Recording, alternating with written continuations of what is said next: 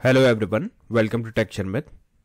आज के इस सेशन में हम CSS के टेक्स्ट रिलेटेड एक और प्रॉपर्टी को कवर करेंगे, जिसमें हम देखेंगे कि कैसे हम वर्टिकल अलाइन प्रॉपर्टी का यूज़ करते हैं, क्या उसका बेनिफिट है और कौन कौन सी पॉसिबल वैल्यूज उसके साथ में हम यूटिलाइज करते हैं।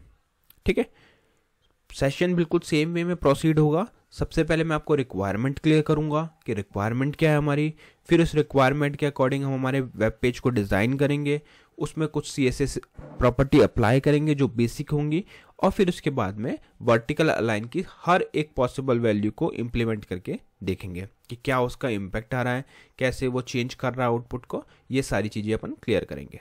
ठीक है, तो ये तो हमारा आज का एजेंडा है। बट सेशन शुरू करने से पहले जस्ट मेरा एक रिकमेंडेशन है कि अगर अभी तक आप लोगों ने पहले वाले सेशंस नहीं देखे हैं तो आप पहले उनको देख सकते हो, क्योंकि ये जो पूरी प्लेलिस्ट है एक प्रॉपर सीक्वेंस और सिंक में है।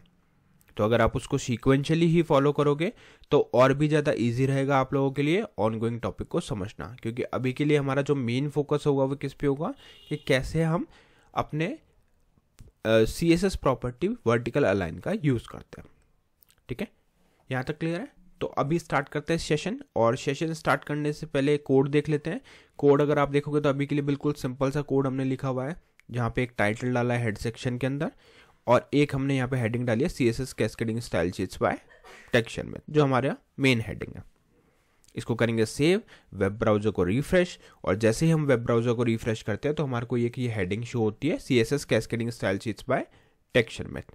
अब नेक्स्ट हमें क्या करना है, इसके बाद में हमारे को एक और हेडिंग पुट करनी है यहाँ पे, जो आज के मेन जो टॉपिक है उसको शो करेगी। ठीक है, तो हमारा मेन टॉपिक क्या है, vertical align property in CSS, vertical align property in CSS, ये हमारा आज का मेन टॉपिक है। सेव किया, रिफ्रेश किया तो कुछ स्पेलिंग मिस्टेक है यहाँ पे शायद। ओके, तो अब आप यहाँ पे देख रहे हो एक प्रॉपर आपको यहाँ पे हेडिंग दिख रही है, vertical align property in CSS। यहाँ तक क्लियर है? सिर्फ हेडिंग शो करिए। अब रिक्वायरमेंट समझते हैं। देखो, रिक्वायरमेंट ऐसी है कि यहाँ पे हमारे को एक पैराग्राफ बनाना है। उस पैराग्राफ के अंदर हम एक लाइन लिखेंगे, उस लाइन में से कोई एक वैल्यू ऐसी होगी जिसको हमें या तो सुपरस्क्रिप्ट करना है या सबस्क्रिप्ट करना है या वर्टिकली कहीं भी उसको अलाइन करना है। तो ये रिक्वायरमेंट है। ठीक है, तो अब इस चीज़ को इम्प्लीमेंट करने के लिए अपन क्या करेंगे, सबसे पहले तो एक पैराग्राफ टैग बनाते हैं, P टैग यूज़ करते हैं। ठीक है, अब यहाँ पे हमें कुछ सैंपल लिखना है टेक्स्ट का, तो एक काम करते हैं, यही वाला जो चीज़ है उसको हम, या फिर ऊपर वाला जो लाइन है ये कॉपी कर लेते हैं, CSS cascading style sheets by texture method, ये हमने यहाँ पे डाल के सेव कर दिया। क्लियर है यहाँ तक? सेव करने के बाद में अब हमें इसको रिफ्रेश करना, तो ये कुछ इस तरह का टेक्स्ट हमें दिख रहा है। अब नेक्स्ट हम क्या करेंगे, इस पे एक डायरेक्टली यहीं पे प्रॉपर्टी लगा देते हैं इनलाइन, जो होगी हमारी फ़ॉन्ट से रिलेटेड। ठीक है, तो यहाँ पे लिख देंगे फ़ॉन्ट साइज, और उसका साइज कर देते हैं 50 पिक्सल। ठीक है, और फ़ॉन्ट अगर आप चाहो तो कलर भी पास कर सकते हैं यहाँ पे, फ़ॉन्ट कलर, जस्ट एक प्रॉपर वे में उसको देखने के लिए।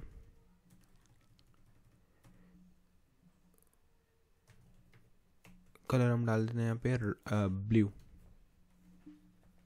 ठीक है, सेव करते हैं, रिफ्रेश करते हैं, तो कुछ इस तरह से हमारा टेक्स्ट आ रहा है। अब ये जो टेक्स्ट आया हमारा एक पैराग्राफ का टेक्स्ट, इसमें हमें क्या करना है, जो हमारी हेडिंग है CSS cascading style sheets by texture में, तो उसमें ये जो शर्मित वर्ड है इसको कभी सुपरस्क्रिप्ट दिखाना है, कभी इसको सबस्क्रिप्ट दिखाना है, और कभी इसको अलाइन करना, ओवरऑल इसको अलाइन करना है। तो इसके लिए हम क्या करेंगे, इसको एक स्पैन टैग में डाल देंगे।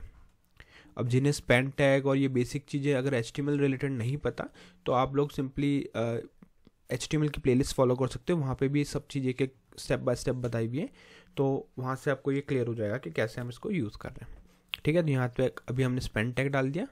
अब क्या करेंगे, हम हमारी इंटरनल CSS का यूज़ करेंगे। तो इस सेशन में हमने इनलाइन भी यूज़ कर ली और इंटरनल भी यूज़ करेंगे। ठीक है, इनलाइन बस मैंने इसलिए की क्योंकि मुझे सिर्फ इस पे एक ये दो प्रॉपर्टी अप्लाई करनी थी, बाकी अपन स्पैन टैग पे ही लगा के देख लेंगे। बट ऐसा भी हो सकता है कि आप सारी प्रॉपर्टी ऊपर इंटरनल में भी रखो तो भी चल जाएगा। ठीक है, तो यहाँ पे हम स्टाइल टैग यूज़ करेंगे। इस स्टाइल टैग के अंदर हम स्पैन टैग को एक्सेस करेंगे, और ओपनिंग और क्लोजिंग कर्ली ब्रेसेस के साथ में यहाँ पे कुछ प्रॉपर्टीज अप्लाई करेंगे। तो सबसे पहले तो इसका फ़ॉन्ट साइज़ भी डिफाइन कर देते हैं, जो थोड़ा सा सेपरेट हो सकता है, तो यहाँ पे सेपरेट। बट हाँ, अभी यहाँ पे एक पॉइंट है, अगर मैं यहाँ पे इसका फ़ॉन्ट साइज 20 पिक्सल रखता हूँ तो क्या होगा क्या ये 20 पिक्सल शो करेगा या 50 पिक्सल? अब जिन्होंने ये HTML की प्लेलिस्ट पढ़ी थी उनको पता होगा कि कौन हाईएस्ट प्रायोरिटी रखता है। तो मैं दिखाता हूँ, देखो यहाँ मैंने 20 पिक्सल डाला, रिफ्रेश किया तो यहाँ पर 20 पिक्सल में दिखा रहा है। क्यों? क्योंकि हमने स्पेन टैग के ऊपर इस चीज़ को अप्लाई किया, तो स्पेन टैग इसको अब कंसिडर कर रहा है 20 पिक्सल। ठीक है, यहाँ तक क्लियर है। अब हमें करना क्या है, इसमें बाकी प्रॉपर्टीज अप्लाई करके देखनी है। तो बाकी प्रॉपर्टीज अप्लाई करने के लिए आपको यहाँ पे लिखना पड़ेगा वर्टिकल अलाइन। वर्टिकल अलाइन में ये सारे ऑप्शंस रहते हैं हमारे पास, बेस लाइन, बॉटम, मिडल, सब होता है, सब स्क्रिप्ट, फिर होता है super script, text bottom, text top, top. तो ये सारी पॉसिबल वैल्यूज हम ट्राई करते हैं। तो बेस लाइन जो होता है वो क्या होता है, इसका डिफ़ॉल्ट वैल्यू होता है। तो अगर आप उसको बेस लाइन पर सेव करोगे तो क्या होगा, जो भी नॉर्मल आपका टेक्स्ट लिखा हुआ है ये उसी के साथ उसको अलाइन करेगा, है ना। ये पूरा जो टेक्स्ट है इसको अलाइन किया है। इसका साइज़ मैंने बस इतना स्मॉल इसलिए किया है क्योंकि मैं यहाँ पे आपको इसको जब भी चेंज करेंगे हम इसका वर्टिकल अलाइनमेंट तो आपको इजीली आइडेंटिफाई हो जाए कि क्या ये इम्पैक्ट क्रिएट कर रहा है। अदरवाइज सेम में वो उतना क्लियरली दिखता नहीं है।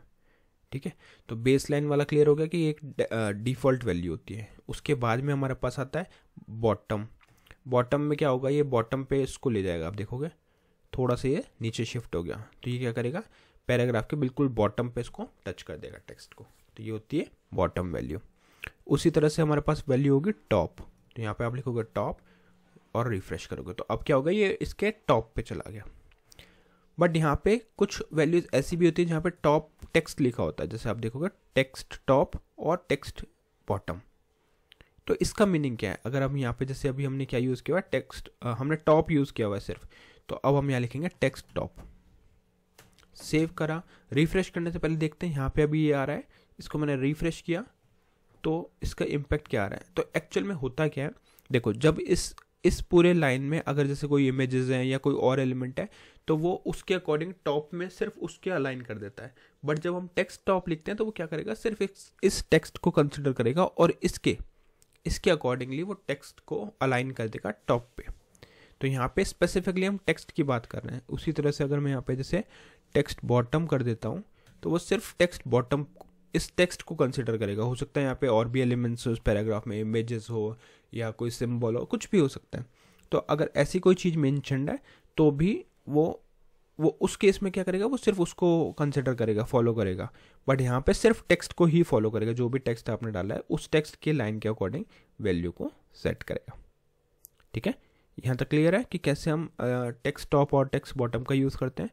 फिर हम देखेंगे कुछ और वैल्यू, जैसे हमारे पास रहता है यहाँ पे, हमने बेस लाइन देख लिया, बॉटम देख लिया, मिडल को अगर आप सेव करके रिफ्रेश करोगे तो यहाँ आपका टेक्स्ट अब मिडल में आ रहा है। ठीक है, यहाँ पे आप देख रहे हो ये एक मिडल में शर्मित को शो कर रहा है। उसी तरह से नेक्स्ट हमारे पास जो वैल्यू आएगी वो आएगी, इसको आप कॉलन हटाओ के वापस लगाओगे तो यहाँ पे दिखेगा सब और सुपर। तो पहले देखते हैं सब। तो इस केस में क्या होगा, आपका जो टेक्स्ट है वो सब स्क्रिप्ट हो जाएगा, है ना। यहाँ पे हो गया सब स्क्रिप्ट। उसी तरह से अगर हम यहाँ पे इसको करें सुपर तो उस केस में ये सुपर स्क्रिप्ट हो जाएगा। तो यहाँ पे सुपर स्क्रिप्ट हो गया। तो ऐसे सब और सुपर हम सेट कर सकते हैं। अब आप में से कुछ लोगों का क्वेश्चन होगा कि इस तरह की वैल्यूज हमें कब लेनी है। तो देखो, जब भी हम कोई केमिस्ट्री से रिलेटेड जैसे कोई फॉर्मूला वगैरह लिखना है या कोई पावर्स में नंबर को लिखना है, H2O लिखना है, तो उसमें 2 का एज ए सबस्क्रिप्ट आपको शो करना है। तो उस सिचुएशन में हम, जैसे मैं आपको एक एग्जांपल दिखा भी देता हूँ। जैसे हमने यहाँ पे लिखा H2O, ठीक है, इसको सेव किया, रिफ्रेश किया, तो अब आप देख रहे हो ये यहाँ पे H2O है। अब इस H2O के लिए मैं स्पेसिफिकली स्पेन टैग लगा सकता हूँ चाहो तो। यहाँ पे इसको कट करेंगे, यहाँ पे इसको सेव करते हैं और इस O को भी इसके बाहर लाई करते हैं क्योंकि हमें सिर्फ 2 को मैनेज करना है। तो आप देख रहे हो 2 जो है वो सुपर स्क्रिप्ट हो गया। वैसे ही हम यहाँ पे सब स्क्रिप्ट भी कर सकते हैं। तो ये जस्ट एक मैंने आपको बताया है कि कैसे ये लिखा जाता है, बट एक्चुअल फार्मूलाज डिफरेंट होगा, उसमें आप अपने अकॉर्डिंग डिफाइन कर सकते हो चीज़ों को। बट यहाँ जस्ट हमने ये देखा कि कैसे सुपर स्क्रिप्ट और सब स्क्रिप्ट होता है। तो आपने देखा होगा काफ़ी सारे फॉर्मूलेज होते हैं जहाँ पे हमें जैसे A+B का होल स्क्वायर, तो वो होल स्क्वायर वाला सिनेरियो आप कैसे बना सकते हो, इसके थ्रू बना सकते हो। ठीक है, तो ये पॉसिबल वैल्यूज़ है। प्लस हम यहाँ पे वैल्यूज़ भी पास कर सकते हैं। जैसे मैंने यहाँ पे डाल दिया 60 पिक्सल, सेव किया, रिफ्रेश किया, तो वो 60 पिक्सल इसको अलाइन कर देगा टेक्स्ट को, है ना। परसेंटेज में भी हम कर सकते हैं, जैसे यहाँ पे हम करते हैं 10%, देखते हैं 10% पे लेगा क्या, तो 10% के अकॉर्डिंग ये यहाँ पे इसको शो कर रहा है। क्लियर? तो ये कुछ पॉसिबल वेज होते हैं जिसके थ्रू आप अपने टेक्स्ट को वर्टिकली अलाइन कर सकते हैं। तो आई होप ये आज का आपको पूरा सेशन क्लियर हुआ होगा कि कैसे हम इस चीज़ को यूज़ करते हैं और अपने टेक्स्ट को अलाइन करते हैं वर्टिकली। नेक्स्ट सेशन में हम इससे रिलेटेड और भी टॉपिक डिस्कस करेंगे। So thank you for watching Techshan में।